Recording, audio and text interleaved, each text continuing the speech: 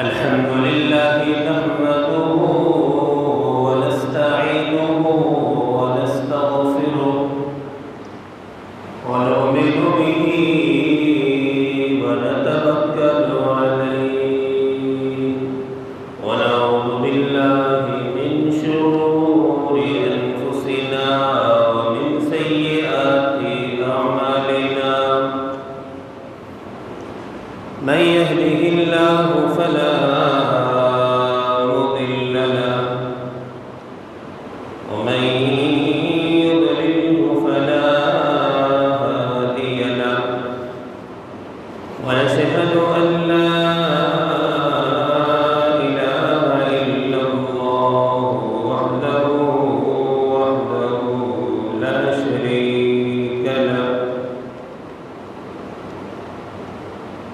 ونشهد أن سيدنا وسندنا ونبينا وشفيعنا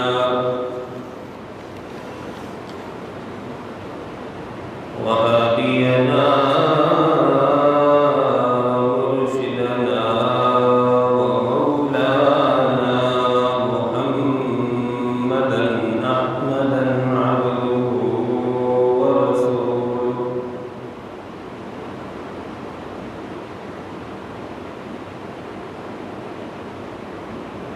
أما بعد فأعوذ بالله من الشيطان الرجيم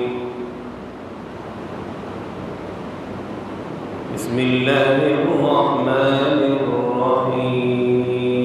الرحيم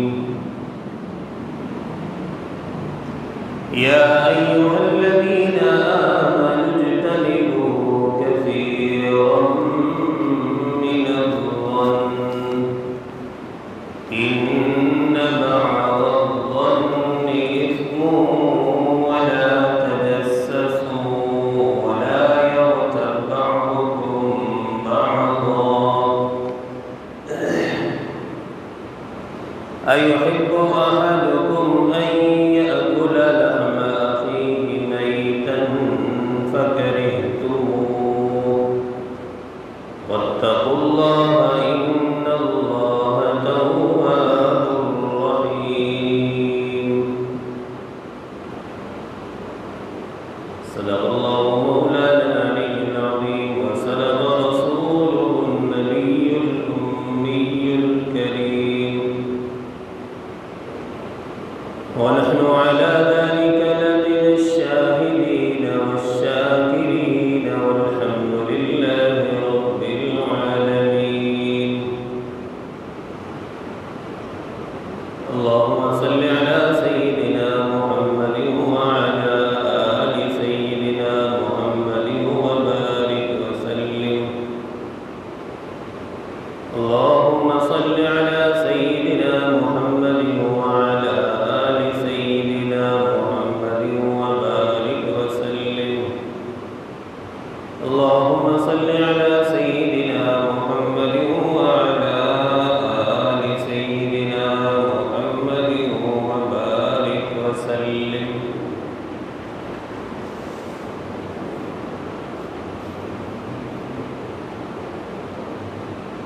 حمد و ثنا کے بعد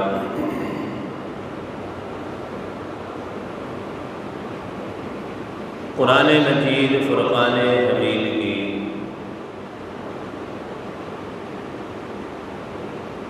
ایک آیت مبارکہ تلاوت کرنے کی سعادت حاصل کی ہے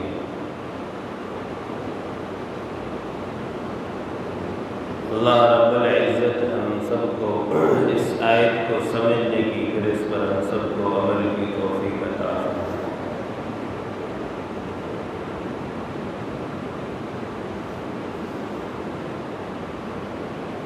انسان کا جو جسم ہے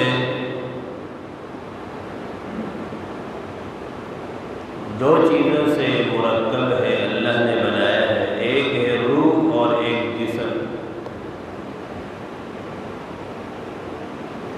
روح اور جسم سے مل کر اللہ رب العزت نے انسان کا جسم بنایا ہے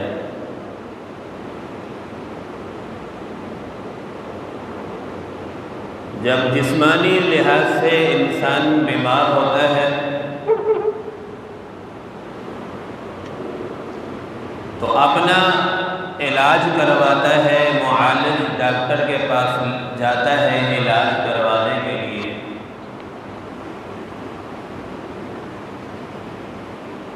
اور جسمانی پھر کچھ بیماریاں ایسی ہوتی ہیں اگر انسان علاج نہ کروائے تو موت بھی آ سکتی ہے، جیسے کینسر کا مرض ہے۔ بعض بڑی بیماریاں ایسی ہوتی ہیں کہ اگر علاج نہ کروایا جائے تو موت واقع ہو سکتی ہے۔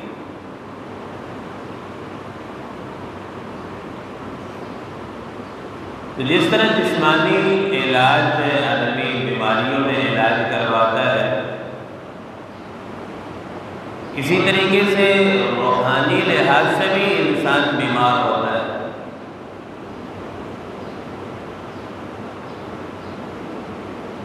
روحانی کچھ بیماریاں بڑی بڑی ہیں جن میں اگر آدمی اپنا علاج نہ کروائے، ان بیماریوں کو دور نہ کروائے تو پھر وہ بیماریاں ایسی ہیں کہ روحانی لحاظ سے انسان کی موت واقع ہو سکتی ہے، جیسے حسد ہے، ایک روحانی بیماری ہے، انسان روحانی لحاظ سے بیمار ہوتا ہے۔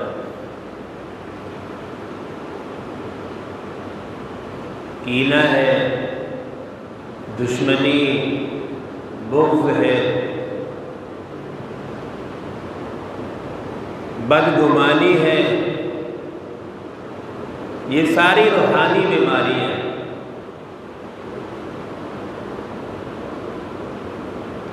جس طرح جسمانی بیماریوں کا علاج ضروری ہے، اسی طریقے سے روحانی بیماریوں کا علاج بھی ضروری ہے۔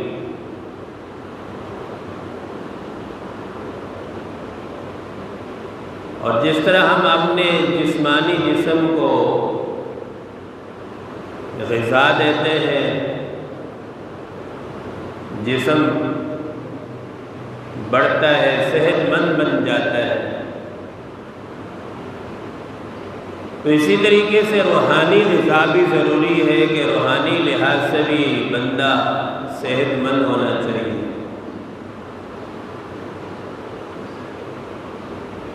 تو انہی روحانی بیماریوں میں سے آج جس بیماری کا تذکرہ کریں گے وہ ہے بدگمانی۔ قرآن مجید میں اللہ رب العزت ارشاد فرماتے ہیں، یا ایھا الذین آمنوا اجتنبوا کثیرا من الظن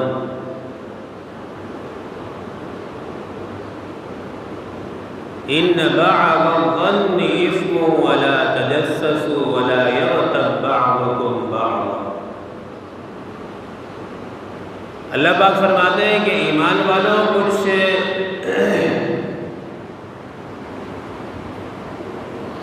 بدگمانیاں ایسی ہیں کہ اگر تم ان سے نہیں بچو گے تو گنہگار ہوگے۔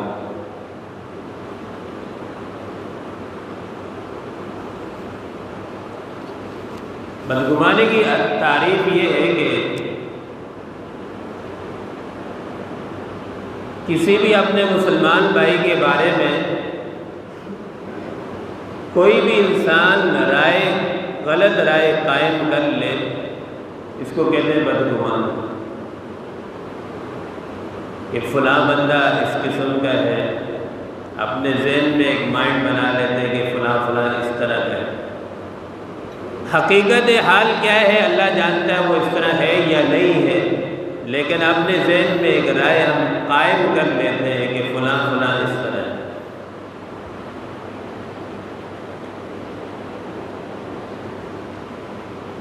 بدگمانی کے جو ہے 3 اسباب ہیں جس کی وجہ سے بدگمانی پیدا ہوتی ہے۔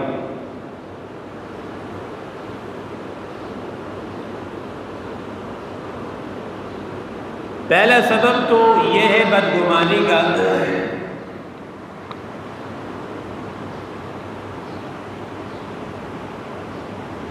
کہ ادھورا علم ہے، ناقص علم ہے، جس کی وجہ سے بدگمانی پیدا ہوتی ہے۔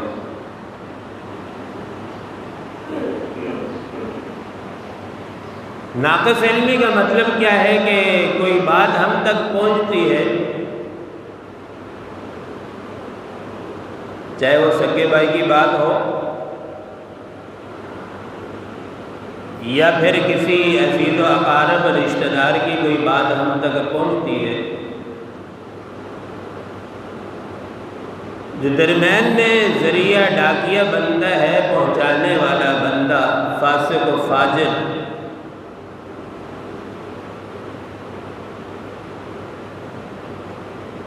اب ہم اس کی تحقیق نہیں کرتے کہ یہ بات 100% سچ بھی ہے یا نہیں ہے،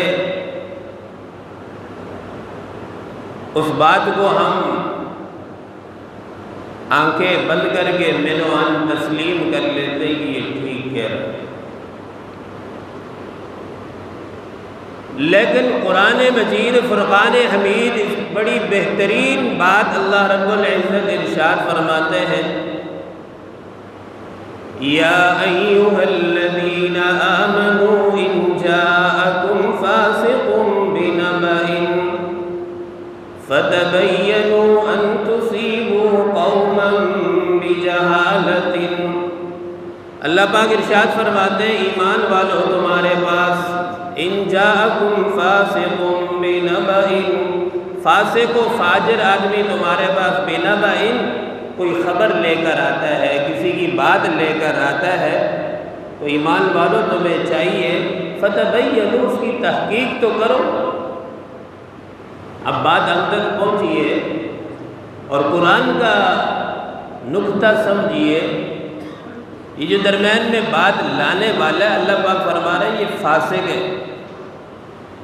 یہاں کی بات ادھر، ادھر کی بات ادھر، یہ کوئی نیک آدمی نہیں کر سکتا، صاحب ایمان والا عقل والا یہ کام نہیں کر سکتا، اسے پتہ ہے اگر یہ باتیں پہنچاؤں گا تو اس سے لڑائی فساد پھیلے گا، رشتہ داروں میں لڑائیاں جھگڑے پھیلے گی، اور لڑانے والا آپس میں قطع تعلقی کرانے والا یہ انسان صحیح نہیں ہے۔ بلکہ ایک اور حدیث مبارکہ میں امام الانبیاء محبوب کبریاء صلی اللہ علیہ وسلم نے ارشاد فرمایا لا يدخل الجنت قطات، جو چغل خور ہے وہ جنت میں داخل ہو ہی نہیں سکتا، جنت میں جا ہی نہیں سکتا۔ بھائی اسلام تو ہمیں یہ درس دیتا ہے کہ ایک دوسرے کو آپس میں جوڑو، جوڑ پیدا کرو، توڑ نہیں، لڑانا نہیں، آپس میں محبتیں پیدا کریں، لڑائیاں ختم کریں۔ کئی لوگ تو ایسے ہوتے ہیں جن کی وجہ سے پورے خاندان آپس میں بے چین رہتے ہیں، اور یاد رکھیں جو لوگ اس طرح کے ہوتے ہیں دوسروں کو بے چین کرتے ہیں، اللہ رب العزت خود بھی ان کو کبھی چین سے بیٹھنے نہیں دیتے، ان کی اپنی زندگیاں بھی برباد ہو جاتی ہیں۔ یہ در حقیقت بعض لوگوں میں تو حسد کی آگ ہوتی ہے، حسد کی بھی بڑی خطرناک بیماری ہے۔ حسد کی تعریف علماء کرام نے لکھی ہے کہ کسی انسان کے پاس کوئی اگر آدمی نعمت دیکھتا ہے اور اس آدمی کی یہ تمنا ہوتی ہے کہ یہ نعمت اس کے پاس جو اللہ نے اس کو دی ہے وہ میرے پاس چاہے آئے یا نہ آئے، مجھے ملے یا نہ ملے، مجھے حاصل ہو یا نہ ہو، لیکن حسد کرنے والے کی یہ کوشش ہوتی ہے کہ اللہ کرے یہ نعمت اس سے چلی جائے۔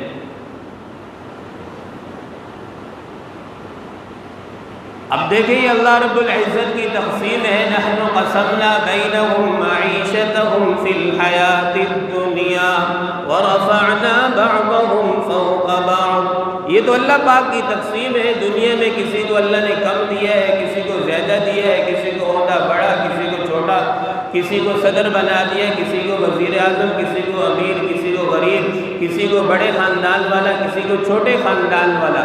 نحن قسمنا بینہم معیشتہم فی الحیاۃ الدنیا ورفعنا بعضهم فوق بعض درجات لیتخذ بعضهم بعضا سخریا۔ یہ تو مالدار بھی آزمائش میں، غریب بھی آزمائش، صحت مند بھی، بیمار بھی، تندرست بھی، ہر انسان اس دنیا میں آزمائش میں چل رہا ہے۔ اور سب سے بڑی افسوس اور ایک جو ہمارے معاشرے میں ظلم ہوتا ہے، اللہ رب العزت کی شان ہے اگر کسی کو کوئی بیماری لگ جاتی ہے،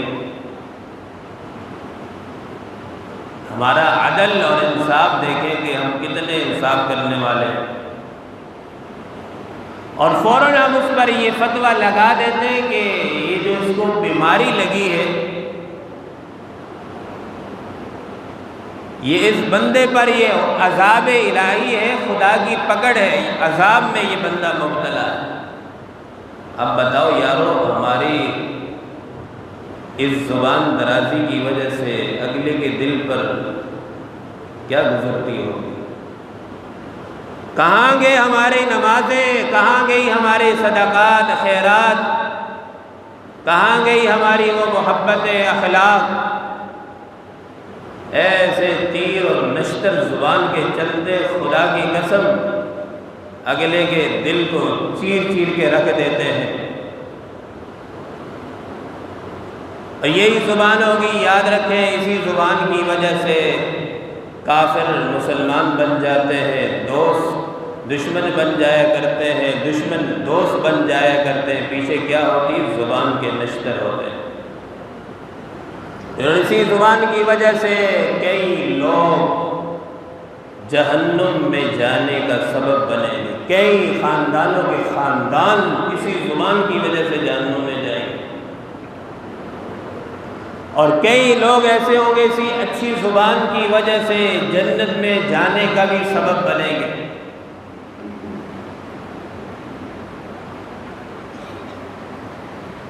نمازی بننا کوئی کمال کی بات نہیں ہے، ایک اچھے کردار کا مالک، اخلاق کا مالک بننا یہ بڑے کمال کی بات ہے۔ پیارے آقا صلی اللہ علیہ وسلم کا ارشاد مبارک ہے، فرماتے ہیں ان من احبکم الی احسنکم اخلاقا۔ قیامت والے دن جب اعمالوں کو تولا جائے گا، وزن اعمال ہوگا،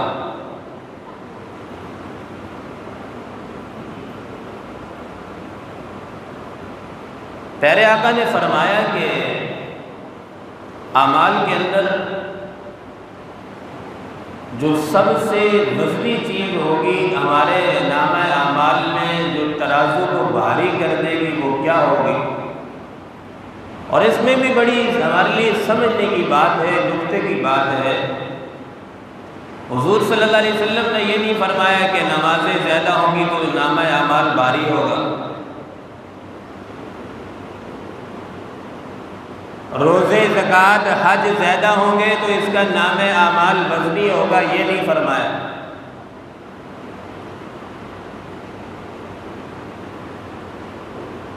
دیگر جتنے بھی اعمال ہیں، عبادات ہیں، کسی کا بھی پیارے آقا نے تذکرہ نہیں فرمایا، بلکہ حدیث میں واضح طور پر یہ ارشاد ہے احسنکم اخلاقا۔ قیامت والے دن یاد رکھو جب میدان حشر برپا ہوگا، اور یہ ہونا ہے، عدل فیصلہ ہے، ایک دن آئے گا، عدل قائم ہوگا، حشر لگے گا، اللہ رب العزت سامنے ہوں گے، نبی پاک، صحابہ، ساری کائنات کے لوگ موجود ہوں گے، اور اس دن جب نامے اعمال تل رہے ہوں گے، وزن ہو رہا ہوگا، تو پیارے آقا نے فرمایا احسنکم اخلاقا، تمہاری اعمال کو جو وزن کرنے والی چیز ہوگی، بڑھانے والی ہوگی، وہ ہوں گے تمہارے اچھے اخلاق ہوں گے۔ انسان پہچانا کس سے جاتا ہے؟ اچھے کپڑوں سے کوئی نہیں پہچانا جاتا، اچھے گھر سے، اچھی گاڑی سے کوئی نہیں پہچانا جاتا۔ شیخ سعدی فرماتے ہیں یہ انسان کی زبان ایک دکان کی مانند ہے، جب یہ زبان چلتی ہے پھر پتہ چلتا ہے کہ یہ انسان، اس کے دل میں کتنی اچھائی ہے کتنی برائی ہے۔ جب تک آدمی چپ رہتا ہے تو اس کے عیب ہنر چھپے رہتے ہیں، ظاہر نہیں ہوتے، اور جب وہ بولنے لگتا ہے پھر پتہ چلتا ہے کہ اس کے دل و دماغ میں کیا گند بھرا ہوا۔ اگر اچھی گفتگو کر رہا ہوتا ہے، اگلے کو سکون اور راحت پہنچا رہا ہوتا ہے تو پھر سمجھ لو کہ وہ بندہ اچھا ہے، بھلے نمازی نہ ہو اچھا بندہ ہے۔ پیارے آقا صلی اللہ علیہ وسلم فرماتے ہیں قیامت والے دن ایک آدمی آئے گا جس کی نیکیاں اتنی ہوگی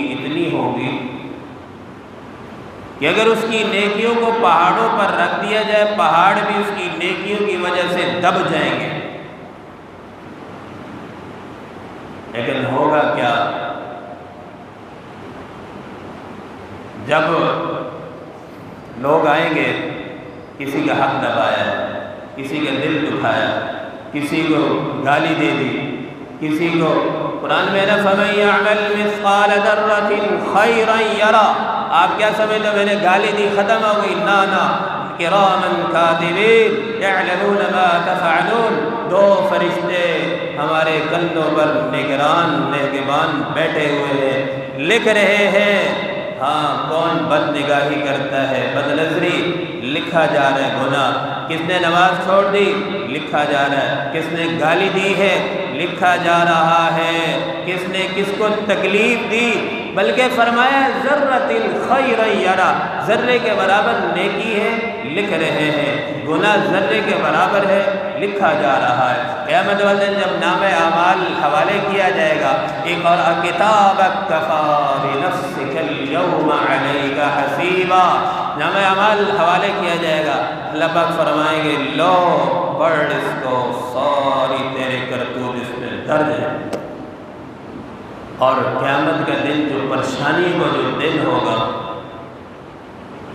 وہ آدمی اگر یوں ہاتھ منہ میں دے گا چباتے چباتے غم کی پریشانی کی وجہ سے کونی تک ہاتھ کھا جائے گا، اسے پتہ بھی نہیں ہوگا۔ اللہ اکبر۔ تو اللہ فرمائے گا اقرأ، پڑھ اپنے نام اعمال کو، کفیٰ بنفسک اليوم علیک حسیبا، یہ تیرے لیے آج کافی ہے، پڑھ اس کو کیا کہے۔ تو پیارے آقا نے فرمایا وہ آدمی آئے گا، پہاڑوں کے برابر نیکیاں ہوں گی، لیکن ادھر سے دڑم کرے کہ ایک آدمی آئے گا میرا حق دبایا، اللہ پاک فرمائیں گے اس کی نیکیاں اٹھاؤ، اس کو دے دو۔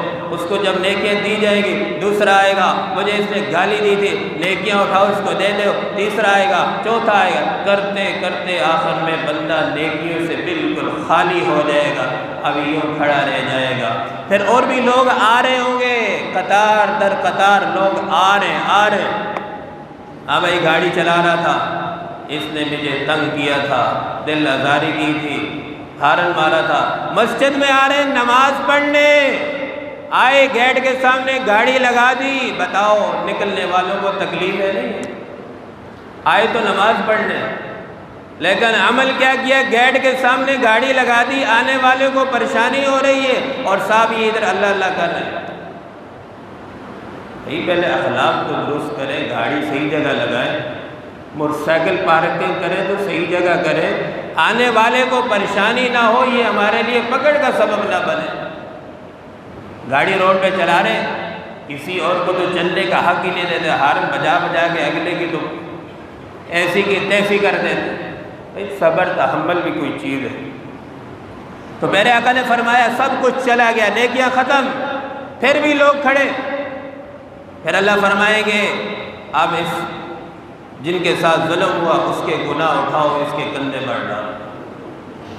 اب بتاؤ نمازیں بھی ختم، اعمال بھی ختم، دوسروں کے گناہ بھی اپنے ذمے آ گئے۔ تو اللہ تعالیٰ سے دعا ہے کہ اللہ تعالیٰ ہم سب کے اخلاق اپنے درست کرنے کی توفیق نصیب فرمائے۔ یاد رکھو جہاں 12 آنے عبادت ہے۔ 12 آنے اگر ٹوٹل شریعت ہے، 12 آنے میں 2 آنے عبادات ہیں، باقی 10 آنے جو ہے نا انسان کے اخلاقیات ہیں۔ تو اس لیے ہم اپنے اخلاق پر غور فکر کریں، اپنے اخلاق کو درست کریں۔ اللہ رب العزت سے دعا ہے کہ اللہ رب العزت ہم سب کو عمل کی توفیق عطا فرمائے۔ وآخر دعوانا الحمد